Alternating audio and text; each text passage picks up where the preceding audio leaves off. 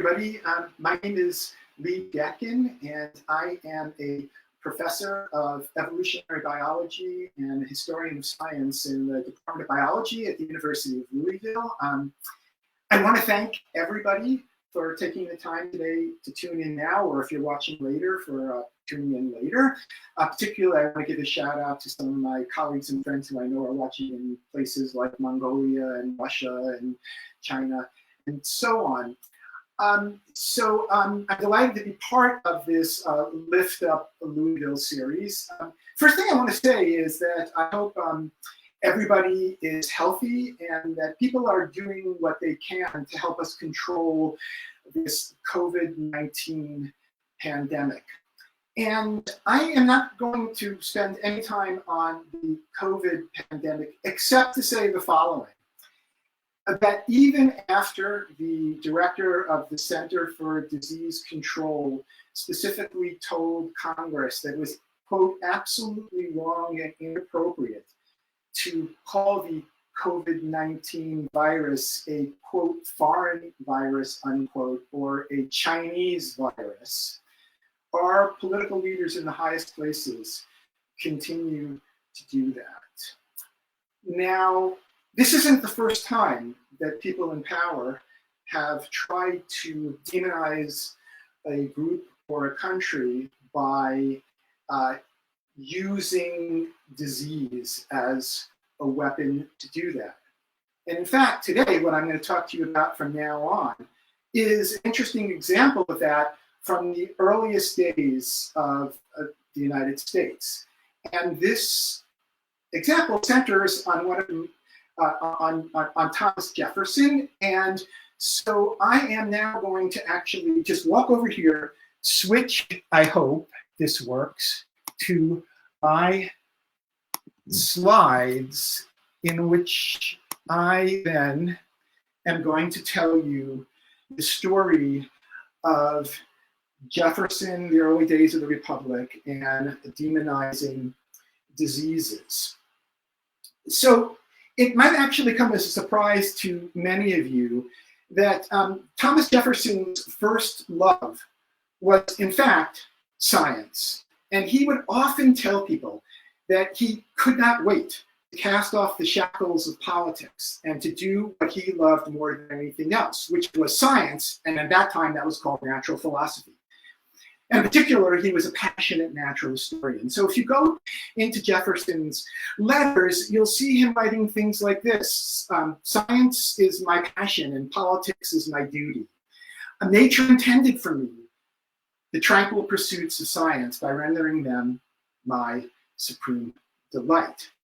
So the story of demonizing groups through disease that I'm going to tell you begins in 1776.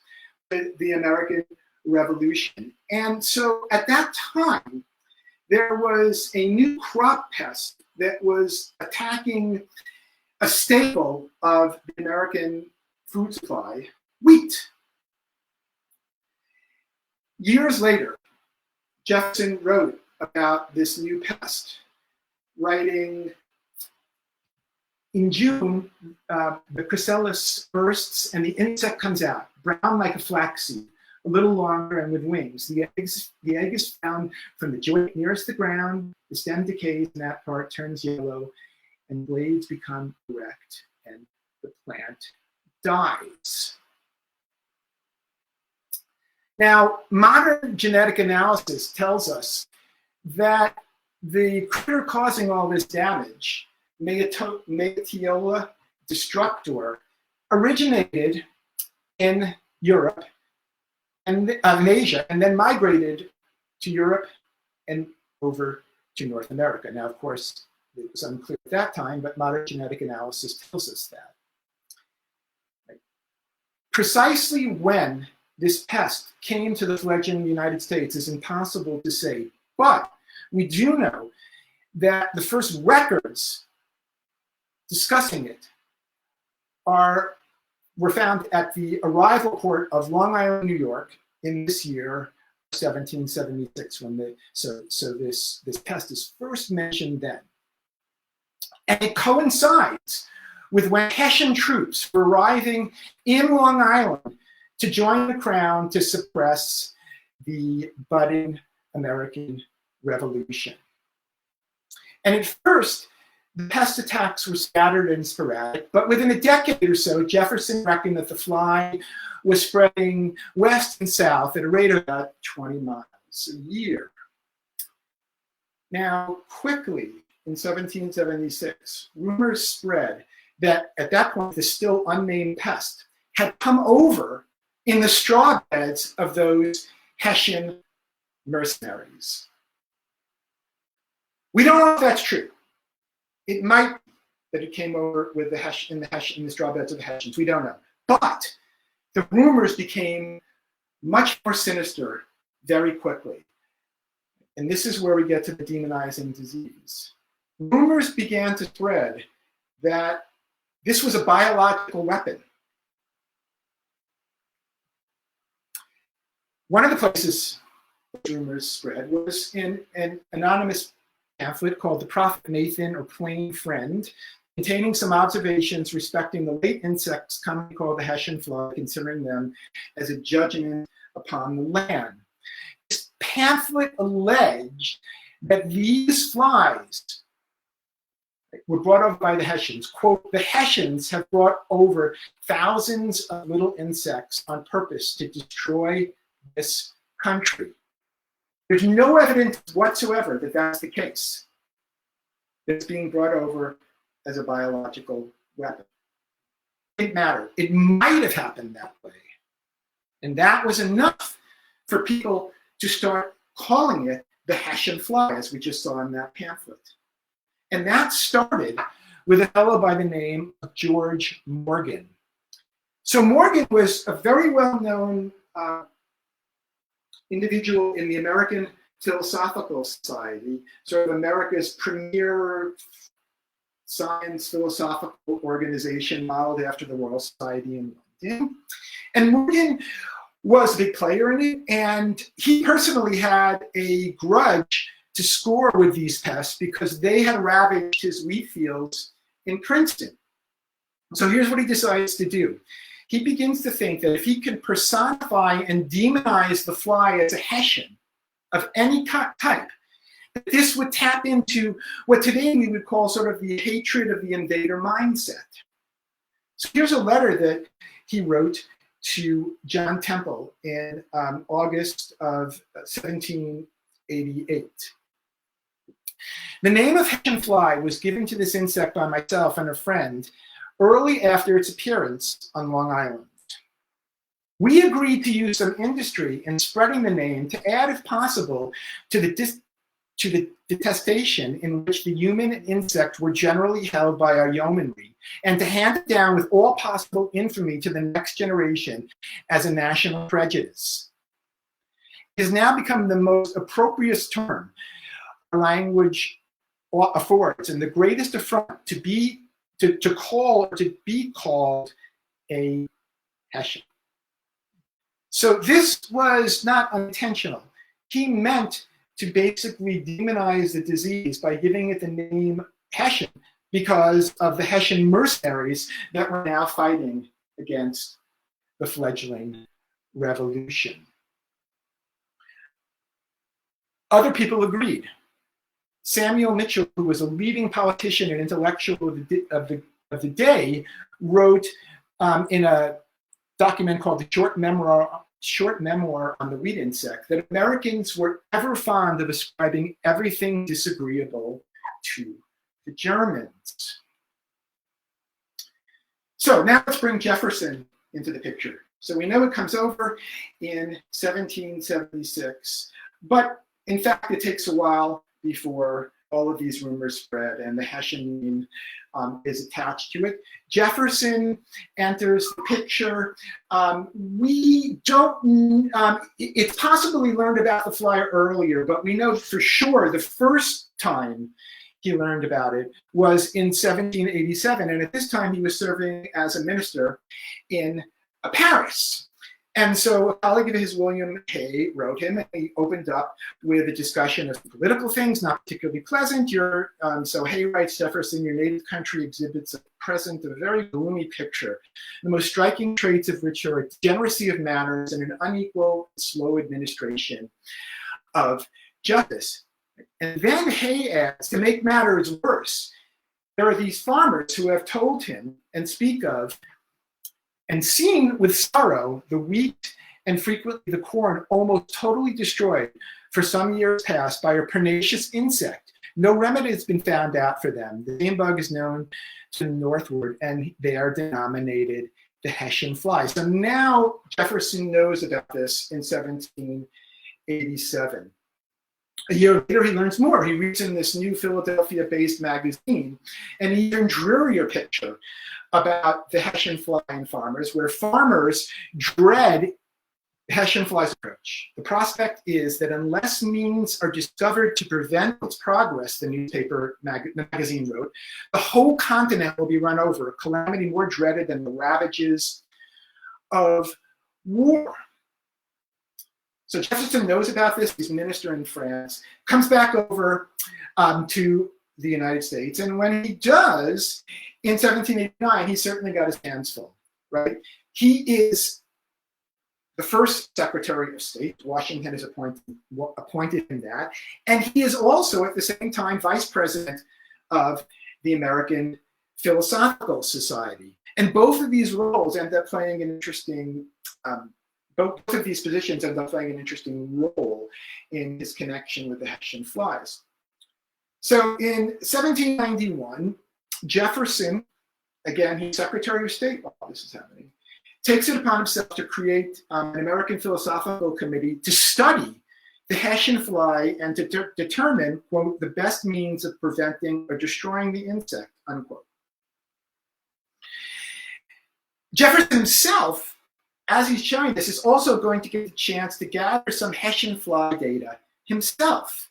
Because what happens is, around this time, his friend and protege, James Madison, suggests to Jefferson that they take a month-long excursion to the lands and lakes of New York, Connecticut, Vermont, and New Jersey with, quote, health and recreation and curiosity driving the journey.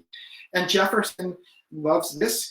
He is under tremendous stress as Secretary of State, as Vice President of the American Philosophical Society. He's prone to migraine headaches, and he thinks this would be a wonderful time. He thinks it's giving him the chance not only to relax, but also along the way to survey farmers and other people about the Hessian fly. So the way this journey unfolds is that Jefferson and Madison decide to meet in New York City on May 19th, and then they're going to start their month-long holiday then. This was a mistake. New York City at that time was a hotbed of federalism, the opposing party of Jefferson's fledgling, soon-to-be-called Republican Party. So it was the hotbed of federalism, and it was the home of the leading high Federalist, Alexander Hamilton. Hamilton was one of Jefferson's nemeses. So basically, when the Federalists in New York learned that Jefferson and Madison were stopping there, the Federalist rumor mill began to spread. Hamilton's son John was convinced that Madison and Jefferson were coming there under the pretext of a botanical excursion to Albany. But in fact, Jefferson and Madison were instead meeting with the anti-Federalist governor, the person who opposed Alexander Hamilton, George Clinton, to scheme against Hamilton's Federalist Party. The rumors began to even get stranger. The British consul, a guy by the name of Sir John Temple, was convinced that Jefferson and Madison had gone to the eastern states to proselytize, to start a commercial war with Great Britain, right? So if you look at Jefferson and Madison journals, there's absolutely no evidence of any of this, right? There's no evidence of a plot against the Federalists, and no meeting with Clinton, and certainly no commercial war that they were planning against Britain. They were on holiday for a month. And when they were, Jefferson was doing lots of things. So, for example, if you look at his journals from this time, he actually spends quite a bit of time ranking all of the inns, the hotels that they stayed in for this month. So he ranked 28 different inns.